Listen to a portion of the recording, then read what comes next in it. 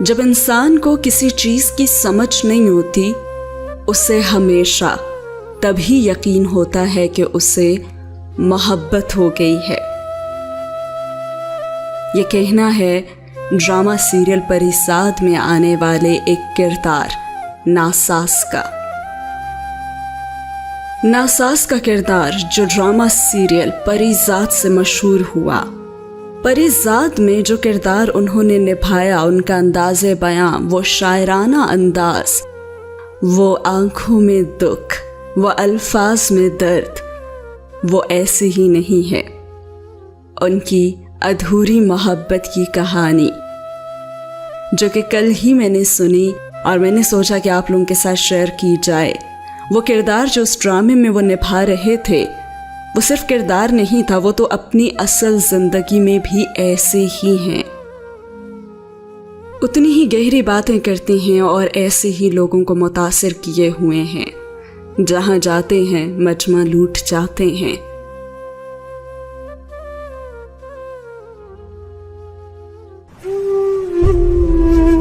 उन्होंने अपनी अधूरी मोहब्बत की कहानी बताते हुए कहा कि जब इंसान को किसी चीज़ की समझ नहीं होती तो उसे हमेशा तभी यकीन होता है कि उसे मोहब्बत हो गई है। तो उसी उम्र में जब 15 या 16 बरस का था मैं, तो मुझे भी किसी से मोहब्बत हुई थी। वो लड़की मेरी क्लास में पढ़ती थी। 4 महीने का एक सेशन था जो हमने साथ पढ़ा था। मैं उसे रोज देखता था। अरे पढ़ती तो वो थी, मैं तो उसे देखने आता था घर से फी लेकर।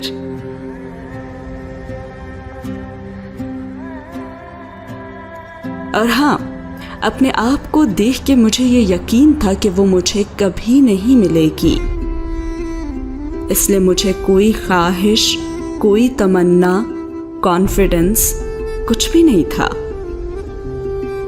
मुझे बस ये था कि एक बार जाके उसे बताना है कि तुम मुझे अच्छी लगती हो और बस। लेकिन मुझ में तो इसकी भी हिम्मत नहीं थी। फिर सोचा कि चलो कोई बात नहीं, अगला सेशन जो आ रहा है उसमें बता देंगे। लेकिन फिर हुआ कुछ यूं कि अगला सेशन उसने किया ही नहीं। वो एकेडमी छोड़कर चली गई। लेकिन मैं फिर भी जाता रहा कि शायद मिल जाए। लेकिन उसके बाद वो मुझे नहीं मिली। और उसे खोने का दुख मुझे नहीं था, लेकिन बस ये मलाल रह गया था कि बता तो देता मैं कम से कम उसे। ये दुख तो ना रहता मुझे कि मैंने उसे बताया तक नहीं। जिंदगी ऐसे ही गुजरती रही और 6 बरस बीत गए। 6 बरस के बाद जब मैं यूनिवर्सिटी पहुंचा, 6 बरस इसलिए क्योंकि उसकी मोहब्बत में तो मैं फेल हो चुका था, बहुत वक्त लग गया था मुझे। जब मैं यूनिवर्सिटी पहुंचा तो वो मेरी सीनियर थी। उस वक्त वो दोबारा नजर आई मुझे।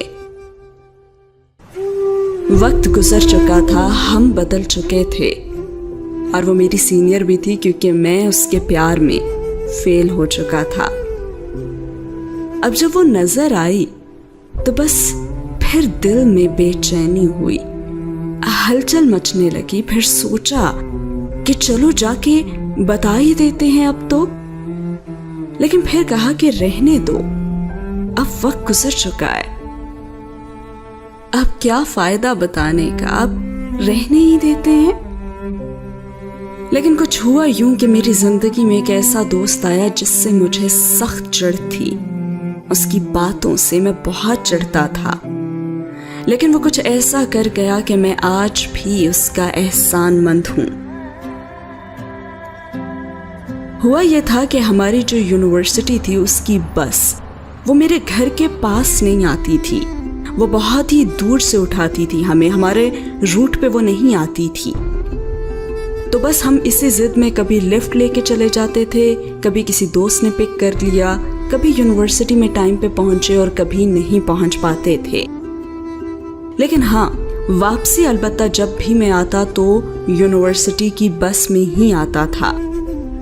और यूनिवर्सिटी की बस में एक बंदा जिससे मुझे सख्त चिढ़ होती थी, क्योंकि जब भी मैं आता था वो हर रोज यही कहता था कि यार जब यूनिवर्सिटी की बस हर किसी को घर घर उतार रही है तो हमें क्यों नहीं, और हमें एक ऐसी तहरीक चलानी चाहिए जिसमें हम बताएं कि हमारे साथ ज्यादती हो रही है।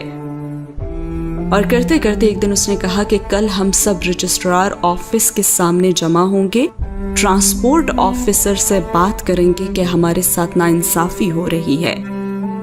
और मैं से रोज कहता कि अबे यार जाने देना, थोड़ा सा ही तो टाइम में क्यों बोर करता है। लेकिन वो बज़िद था और एक दिन वो कागज लेके आया मेरे पास और उसने एप्लीकेशन लिखी हुई थी और सबके साइन करवा रहा था। और उसने मुझसे भी कहा कि तुम भी साइन कर दो। तो मैंने कहा कि चलो इतना तो मैं कर ही सकता हूँ। मैंने साइन कर दिए और ये जो लड़के थे इन्होंने तहरीक चलाई और इनकी तहरीक कामयाब रही और उन्होंने बस हमारे रूट पे मंजूर करवा ली। जब मैं वापसी पे उस बस में आया तो उस दोस्त ने मुझे बताया कि कल सुबह हमारे रूट से हमारी बस जो है वो हमें पिक करेगी। तो मैं भी बहुत खुश हो गया कि अब चलो यूनिवर्सिटी की बस पे ही आऊँगा मैं और लेट नहीं होऊंगा। अब मैं यूनिवर्सिटी की बस पे तो आने लगा था, लेकिन एक दिक्कत हो गई थी और वो ये कि जैसे ही मेरे रूट की बस यूनिवर्सिटी में दाखिल होती, एक और रूट की बस ऐन उसके सामने आके खड़ी हो जाती। और फिर क्या था, यहां से मैं उतरता और फिर वहां से वो उतरती। अब रोज दिखाई देने लगी थी वो, रोज दिल की बेचैनी बढ़ती जा रही थी, रोज हलचल मचती थी। अब रोज रोज दिल बेचैन करके तो आप नहीं जा सकते ना। अब तो लगा कि कहना ही पड़ेगा, लेकिन वक्त वही बात के गुजर चुका था और हिम्मत नहीं हो रही थी। फिर एक दोस्त ने हिम्मत दिलाई कि यार कौन सा तुझे मिल जानी है वो, लेकिन बता तो दे। और मुझे आज भी याद है कि वो अपने माथे पे हाथ रख के कह रहा था कि यार तूने इसको नहीं बताया अभी तक। बस फिर क्या था, कहते हैं ना कि संगत अच्छी हो तो इंसान अच्छे फैसले कर लेता है। तो एक दिन मैंने भी हिम्मत की और मैं चला गया और मैंने उसे बताया कि तुम्हें याद हो अगर तो मैं एकेडमी आया करता था, मैं पढ़ता था तुम्हारे साथ, तो तुम मुझे अच्छी लगती थी। और फिर कुछ दिन हमारी बात भी हुई, हमारी दोस्ती भी हुई। लेकिन पता है क्या, हम दो अलग अलग मंजिलों के मुसाफिर थे। हम दोनों मुख्तलिफ दुनियाओं के लोग थे। और फिर दो मुख्तलिफ दुनियाओं के लोगों के साथ क्या होता है? जुदाई उनका मुकद्दर होती है। कुछ ही वक्त के बाद वो अपनी जिंदगी में मगन हो गई और मैं अपनी जिंदगी में मगन हो गया। लेकिन एक बात वाज़ेह थी, मुझे उसके जाने का दुख नहीं था। जैसे मैंने पहले ही कहा था कि मुझे खुद को देखकर पक्का यकीन था कि ये मुझे कभी नहीं मिलनी। अपने आप को देख के मुझे यकीन था कि वो मुझे कभी नहीं मिलेगी, इसलिए मुझे कोई ख्वाहिश, कोई तमन्ना, कोई कॉन्फिडेंस भी नहीं था। जब आप किसी से एक्सपेक्टेशंस नहीं रखते हो ना, तो उनके टूटने की आपको तकलीफ भी नहीं होती है।